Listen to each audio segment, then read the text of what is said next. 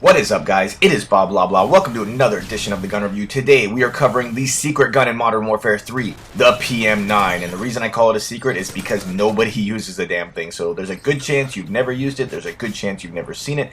But it's really not a bad gun. So I'm going to go into the gun stats, how to use it, and why you haven't been seeing people use it. So the last episode I did the P90. What I want to do every episode is go through the SMG rankings, or the rankings of that class I'm talking about.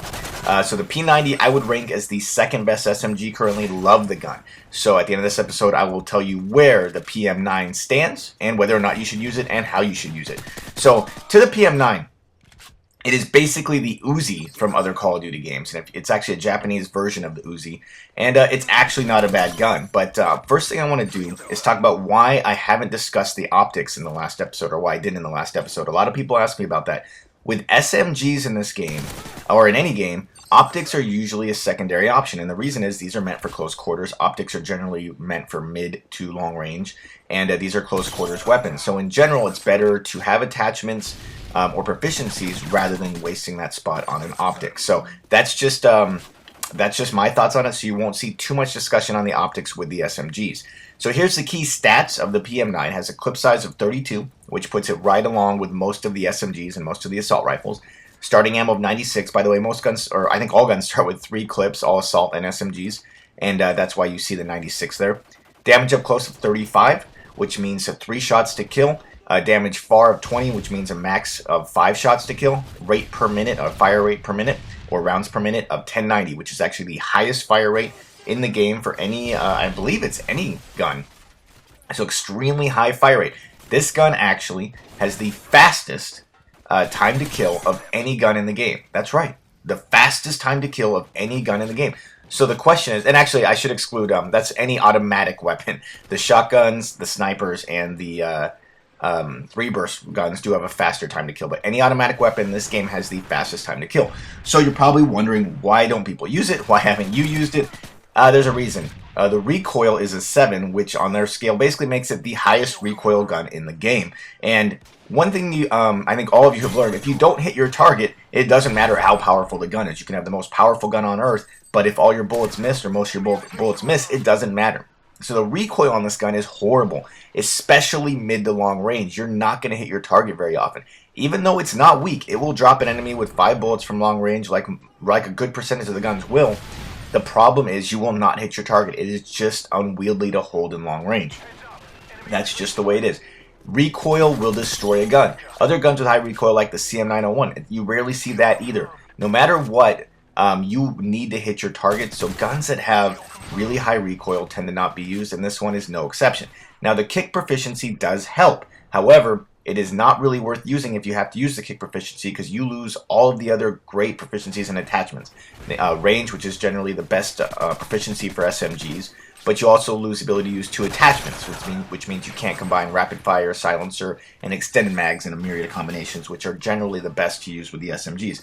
So to be forced to use kick doesn't make a lot of sense. Now, the way to use this gun then, in my opinion, is to use the gun in close quarter combat the way SMGs were meant to be. You really have to control the engagement and make sure you're keeping people close to you, because you're going to kill them faster than they're going to kill you, unless they're using a shotgun, or heaven forbid they quick scope you or no scope you with a sniper rifle.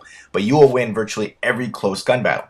So I played around with a lot of the attachment setups, and I have a couple favorites. I'm going to give you my number 2 first, is rapid fire extended mags. The 32 clip isn't a problem, though. With rapid fire, it does go through quick, especially as fast as this gun shoots. So I really like the extended mags on this gun. Combine that with rapid fire and the high rate of fire this gun already has, you're talking about dropping people almost instantly. You see them in close quarters and they die. With rapid fire extended mags, you will be destroying people up close. Now, it is almost impossible to kill people at long range with that setup, so you really want to use that setup on maps like Seatown, maps where you're really controlling things and keeping it close quarters. Now, my personal favorite setup, my number 1 setup, is the setup I'm using in this game, which is rapid fire silencer. You get that amazing stopping power. You're dropping people almost instantly when you see them up close. But on top of that, you're getting stealth. And in this game, if you guys don't know, if you have a silencer on, one, it makes it harder for people to hear you shoot.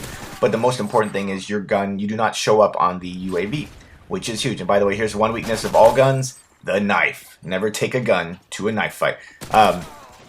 But guys, This setup has gotten me a lot of really good games. You have to be a little more conservative. You cannot go out in places where there's a long line in the sight. Whereas with, for instance, the UMP, you can win some decent battles from long distance. But with this gun, you are not going to win those battles, so don't even try. Keep your battles close quarters. So silencer rapid fire is definitely my favorite class. And like I said, second would be rapid fire extended mags. I also played around with silencer and range. But the problem with that is, once again, the recoil just makes it not worth using from long range, so I did not find that was a good setup. Also, using kick, especially early on, since it's one of the early things you unlock, is just fine. You might as well use it at that point, but as it goes on, it is really better to use something else, and just make sure you're not using it at long distance. Keep your battles close quarters, and you will do just fine. So where would I rank this gun amongst all the other SMGs? Well, it's not a bad gun in any way. It's just more of a product of the fact that the other SMGs are so good. There's no real reason to use this gun other than for challenge.